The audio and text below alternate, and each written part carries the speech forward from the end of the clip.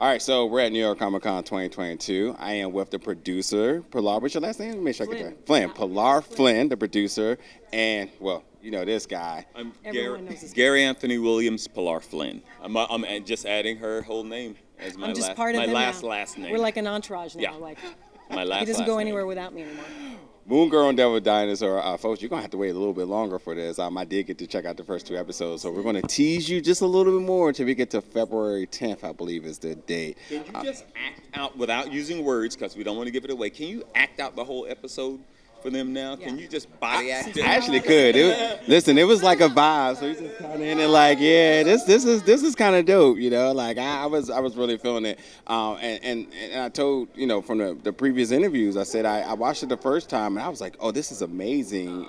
And the second time I just put it on and just was doing all that stuff, and I was like, it's still amazing. It's a whole vibe that's filling in the back. Great to hear. But you two are well respected in your career. So many different projects that you have been a part of. Now coming to this point, and I was going to say 2022, but 2023 when it will be released. What's sort of been that journey and that experience to really put so much magic into this special project? Oh my God, for me, it's so special to this project. I had just done Elena of Avalor, which was the first Latina princess, and I myself am a Latina, and I knew that whatever project I did next had to mean just as much, if not more. And this was that project, to have a show about a little black girl with a Latina best friend, front and center, and their relationship, and of course a devil dinosaur, Fred Tatasciore, but you know him.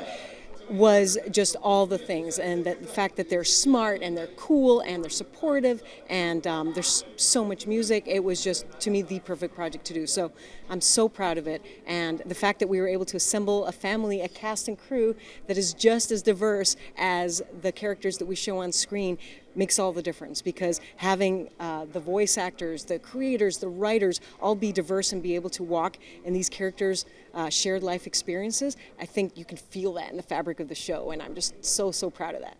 Absolutely. All female writing crew too. Yep, exactly. Our entire, which is so rare in animation. Yeah. It's amazing. Yes, indeed. So Yeah. rare and so great. Like, honestly, so great. Like, the writing makes it easier for me to do my job, and it makes it easier for you to want to do a better job, especially once you start seeing the animation coming back in. Until about 5 minutes ago, I did not know it was an all-female writing crew, but I did know, like, something is ridiculously great about this. Yeah. It really, like, it has so much. I hate to use the word heart because it's overused, but it really does. There's an authenticity to it, you know, that is like, now I hear that, it's all-female writing crew. It's like, okay. Well, all you know, right. we started calling it Moon Girl Magic early on. We're like, Moon Girl Magic, and then we're like, why don't we put this in the show? And then suddenly became like part of the theme song, and then suddenly it was like our logo. So it just kind of organically came up from that room, because that we that's didn't even have a fantastic. word for that feeling. That's until fantastic. Wow. You know, from D23, there was a tease, and I felt like at that point an expectation of what I was going to get, and then I had no clue, especially the family aspect, which I said it earlier. I felt like I had a seat in that room because it's so authentic to the rooms I've been in growing up. Yes. You know, for the things I like that, you know, my parents may not have been exposed to, or their perception and their judgment on things that's so left field and it's so over here. What was sort of like bringing those moments to the screen in a way I've never seen? For me, 100% wonderful, because you got this guy who's much like my dad. My dad's was a very full of life guy, and also a very calming influence in the house. Whether he totally agreed with you or not, he was there for you. There was never a question ever on any given day that my dad, by the end of the day, was not going to be there for me. So you really get to embody that in this. You really get to be that voice. And I steal so much of my dad's personality and character and vocalness, vocalicity. Vocalization? I think in Spanish we say vocalicity. Mm-hmm. I speak fluent everything. Perfect accent too. Thank you. No hay de qué. I speak. Yo Increíble. puedo hablar español. ¿En serio?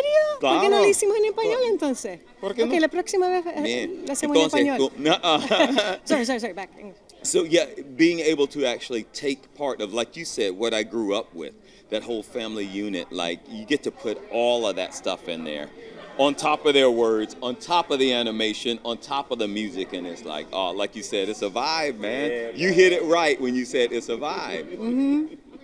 Yeah, and I think, for the first two episodes, I felt myself, I felt the nostalgia, but I also felt myself mature instantly because, even from the jokes of like, what's a tape player? And you see that, it's like, I know what that is. It's like, and then we get very current. And then it's a mixture of the household I was in, that wasn't so loving of the comics and the wrestling and the things I like. And then obviously the exposure to the things that's happening, to societal things that are kind of happening. And then again, the commentary, the loose commentary. And I just thought they just really brought this all together real well. It's certainly super special. Yeah, our writing team. That producing Yeah, team. our writing team is truly special.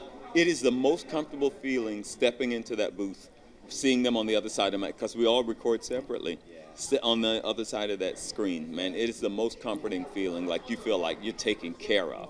They're gonna listen to what you have to say, and they always have great stuff to say. Yeah, and I tell you, it is not easy because from the beginning we wanted each episode to be like a mini feature, and hopefully you feel that. Yes. And on a TV schedule and budget, that is not easy to do, but somehow we've pulled it off because, like I say, our team was so collaborative that because of all the layers and everybody infusing their little parts into it, it just brings this everything up a level, so it feels like a feature piece every time. Yeah.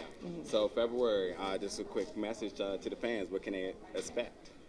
You can expect a little Moon Girl magic, a lot of heart, tons of fun, so much action, and your eyeballs are going to be happy. You are going to have happy eyeballs. Your eyeballs, your ears, you're going to be dancing. This is the superhero we have been waiting for. There you have it, folks. Well, got a little bit of a wait for you, but you better wait because it's going to be a game changer. Thank you so much for talking today. Thank you so much. Absolutely. Take care. So nice to meet you.